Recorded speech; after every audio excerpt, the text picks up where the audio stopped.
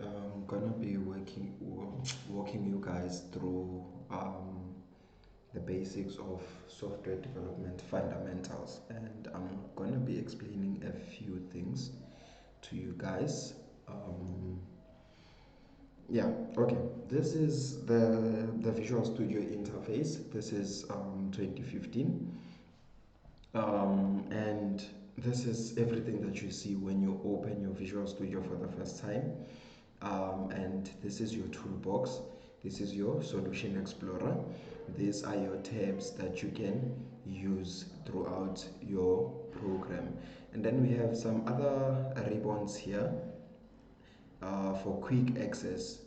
And then this side, if you are signed in or if you have a Microsoft account, and you can sign in onto your Visual Studio, and then it will appear who signed in.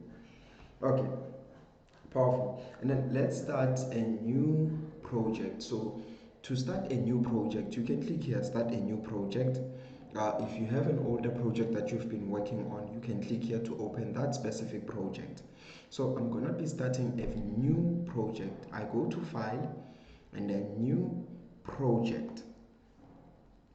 Okay, and you see there's a number of templates down here, and make sure that you've selected Visual C Sharp, and don't open the drop down list and select any of this. No, just go to C Sharp, because you will see if you click on different templates down here, everything changes. Are we on the same page? So you go to C Sharp, and then it's gonna be on Windows Forms. You leave Windows Form and you go to Console Application, Visual C Sharp. And then you can give it a name down here. Let's call this one Ogi. That's the name of our namespace. And then you click OK. And then now it's creating the project Ogi. Okay, powerful. Now project has been created, and most of you, when you start a new project, there's gonna be some text here, hello world, and I've realized that also 2017 does that. It creates the hello world for you, but if you run that, it's gonna start by compiling. Are we on the same point? Uh, Compiling is actually the process whereby you change whatever programming language you've used here, the object-oriented language, to a language that a computer can understand. Are we on the same page? But since we are using this Visual Studio IDE, this IDE, as soon as we click on start, it does the compiling for us. You see, okay, there's some text down there, and then it ran, but then the console won't be on our screen for a very long time, because there's a number of things that we need to do for that console to keep the console within the screen. Are we on the same point? So creating our first application, if I can say, we need to know the different data types that are involved within our object-oriented programming languages. So, and we need to know what each and every data type does and what kind of data it stores. Are we on the same page? So we have what we call a string. A string can be anything, a name or something, and this is how we write a string. We use the double quotation sign. Whatever we're gonna write within there, it's gonna be displayed on our console. So a string takes every type of values or alphabets or special characters, and it doesn't matter of the size. You can write paragraphs on a string, it's okay, it's understandable. But let's keep this one as let's just say August Pila. That's my name and my surname. And then we have what we call an integer. An integer, this integer, it's a normal integer. I call it a normal integer because it takes normal integers. And then we have what we call a short integer. We declare that as a short. A short is only able to store a 16-bit integer. Are we on the same page? And then we also have what we call a long. A long is also an integer that stores a 64-bit integer. Okay, let's stick to an integer. Let's call this age. Let's equate it to 10. So an integer, okay, those are what we call comments. Those are single line comments. An integer will begin from negative infinity and go all the way to a positive infinity. Okay, and we have what we call a character. A character is a single character, and we represent a character by a single quotation sign. Let's put M over there. Okay, but as soon as we change the M to a male, it's no longer a character, and you'll see there's a red line over there to show that there's a syntax error on our code. So it's always one character within a character. Okay, and then we also have what we call a double or a float. Let's call this weight. A double or a float is anything that has a decimal point. Are we on the same page? It doesn't matter how many numbers are beyond the decimal point. That's still a double. Are we on the same page? Because of the decimal point that is included there. Okay? And we also have what we call a boolean. Okay, a boolean works like a switch. A boolean only takes true or false when we are working on our object-oriented programming. But when we're working on databases, a boolean takes 0 or 1. 0 representing your false and 1 representing your true. So if something is not true, it is false. Are we on the same page? So let's call this marital state and equate it to true. Close that. But if we change this and say 1, it's going to give us an error because this is not database. Okay? Powerful. Now, let's display this information onto our console. To display, we use the keyword console dot write line.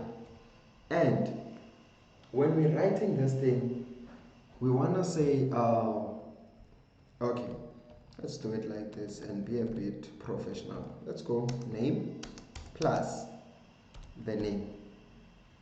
Okay, so what this guy will do is that this guy will display our name onto the console. And then please note that this is the most important thing on our C# programming. Never ever forget this. Console.readKey. What console.readKey does is console.readKey holds our console. Because, okay, let's comment it out and run. You see, our program ran, but it only displayed for a few seconds. Boom, gone. But as soon as we activate our console.readKey, boom, name, August Villa. Are we on the same page? And it wrote the name and jumped to the next line. Why did it do that? It's because we used console.writeLine. So writeLine, what writeLine does is it writes whatever information needs to be written onto our console, and it moves the cursor to the next line.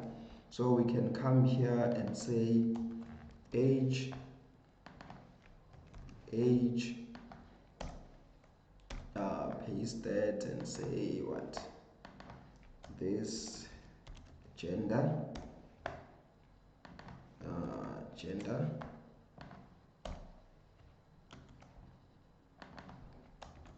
weight,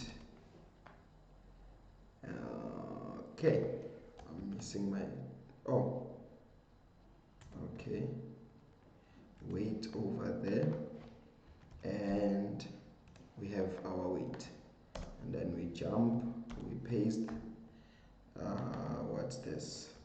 This is supposed to be the marital status.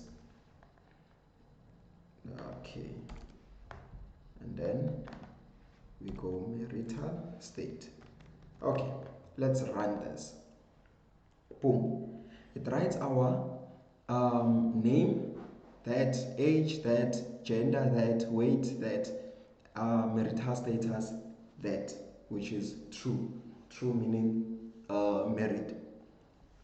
But we can change that using an if statement and say if marital state is equal to true, or if marital state, then marital status should be married, else marital status should be single. Are we on the same page? But now, doing all this was almost a lot of work. So to minimize using the same line, the same thing over and over and over and over again, we have what we call an escape. So what we can do here is we can add this sign. That sign is called an escape. And as soon as we include an N within our escape, that means escape to a new line. And if we put a T, it means escape tab. That's like our tab button on the keyboard. So let's go to our new line that acts out as our enter on our keyboard. And then let's write the age. And then we add the age over there. We escape to another new line. We write the gender. And then we add the gender over there. And then we go to escape to a new line. We write our weight. Okay. We write our weight. Oh, okay. Escape to a new line. The weight plus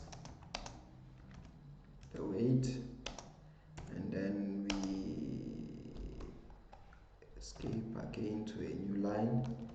We write marital status, and then our marital status, we add the what? The marital state. Okay, note, this escape new line will not be displayed onto our console. Let's run the application. It does exactly what we did at the first time, but now it minimizes the weight that we put onto our program by using the escape to a new line. Are we on the same page? So what we did here was, let's do this. We declared our variables and initialized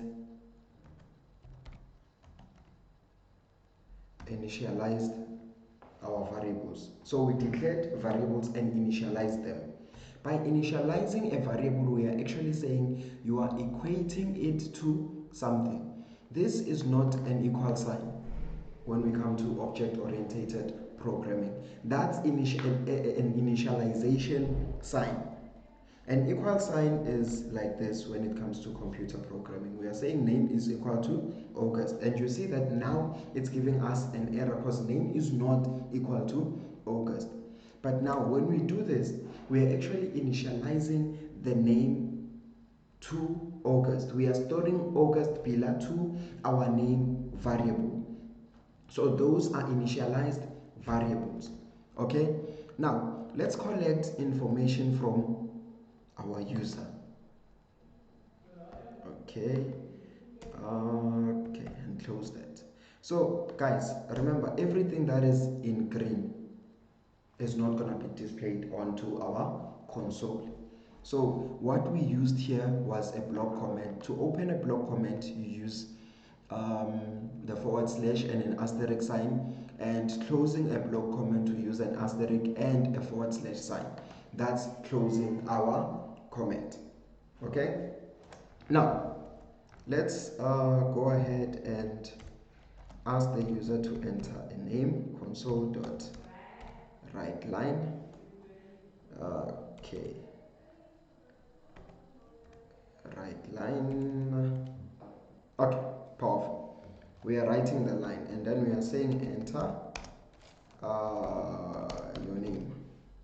Okay, we close that. Enter your name, and then we go down, we declare a string name, and then we equate it to console.readLine. We are not reading keys now, we are reading the line. Are we on the same page? So what we are actually doing here, we are saying, okay, we're gonna go to our console, we're gonna call our console, and our console should write a line. This is the string that should be displayed onto our console. Enter your name. Whatever has been entered on the console, we stay on the console until we press enter. As soon as we press enter, I'm saying, okay, on the console, read the line, the next line that has been entered by the user. As soon as you've read that line, take that specific line and assign it to the name variable. Okay, and then programmer's most important tool, let's copy that and come down here, paste it. This is enter your age, and then here it's gonna be int age. Okay, powerful. You see now that int age doesn't accept this value that has been entered onto our console. Reason being, everything that is entered onto our console is in the format of a string. So we need to convert whatever we have read from our console, what is known as a string, into the desired data type, which is an integer. So we need to include braces. Let's close that side and open this side, and then outside we write convert dot to int. You see now, it shows you that there are three types of integers. There's int 16, which is known as your short. It converts the value to a specified the value of the specified object to a 16-bit signed integer. A 32-bit converts the specified object to a 32-bit signed integer, and the last one, int 64, which is a long, converts to a 64-bit signed integer. So we want the 32-bit. Okay, you see now everything is correct, and our age here is no longer underlined like the gender and all that. The reason why these guys are red is because they are not declared and initialized. You see down there, there's a light bulb that's blinking, and then it says the name marital state does not exist in the current context.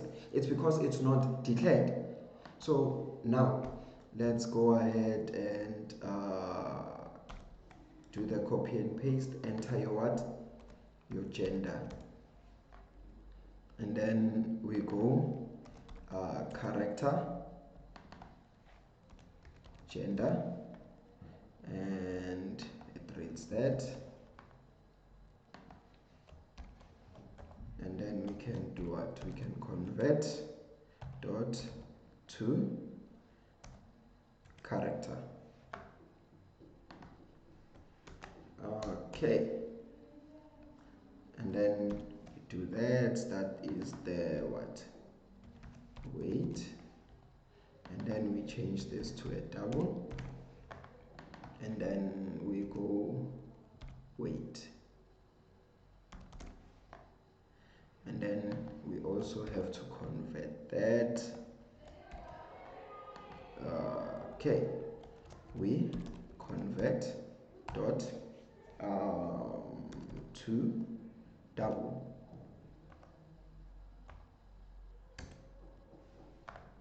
Okay, and then there is what we call a marital status.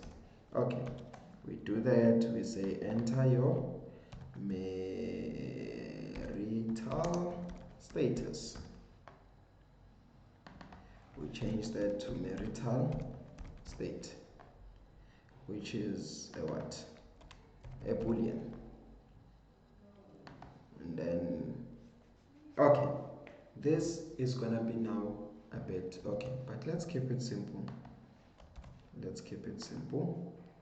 And then let's say convert dot to boolean. Okay, now here we now need to be specific. Enter your marital status, and then we jump a line, we say true for married. We jump to another line, we say false for single. Okay, now let's run this program. Okay, enter your name, August, Bila, enter your age, 10, enter your gender, M, enter your weight, 75.57. Okay, that's an exception. It says format exception was unhandled. Okay, let's stop that and start again. Okay, before we start again, let's do this down here. Let's jump 2 lines. Okay, and I think we should do this. Jump a line for the next question, jump a line for the next question, another one, and another one. Okay, powerful. So let's start this program. August, Bila, enter your age, 10, enter your gender, M, enter your weight, 75.57. Okay, reason why at first it gave us an exception, it's because when looking at your keyboard, there's your numpad keys. If you use the dot next to the 0, it's gonna give you an exception. It doesn't understand that decimal point. You need to use the comma, which is next to your M button on your keyboard. That's our decimal point in this programming. So, and then it jumps and say marital status, true for married, false for single. So we enter true. There we go. It displays our information. Are we on the same page? So now we've asked the user to enter whatever information we need in order for us to display at the end of the day. It's no longer initialized. Are we on the same page? So that's all about it in creating your first simple C# application. And okay, as I explained the last time, these packages are not in use. The package that is in use is the using system package. You can see these ones are still gray shaded and this one is now clear. And in other Visual Studio versions, like I think your 2017, I'm not sure about 19, it doesn't include this. It only includes this package only. And if you need to use these other packages, you need to import them yourself. And importing this, it's simple. If you know which package you need to use, you just type using system dot, and it also gives you a set of options to choose from. It gives you a set of options, so you can just select that one and close. That's it. That's how you import a package, but we're gonna discuss packages at a later stage. I hope you guys enjoyed. I'll see you next time with another C# class. Okay, cheers guys, see you next time.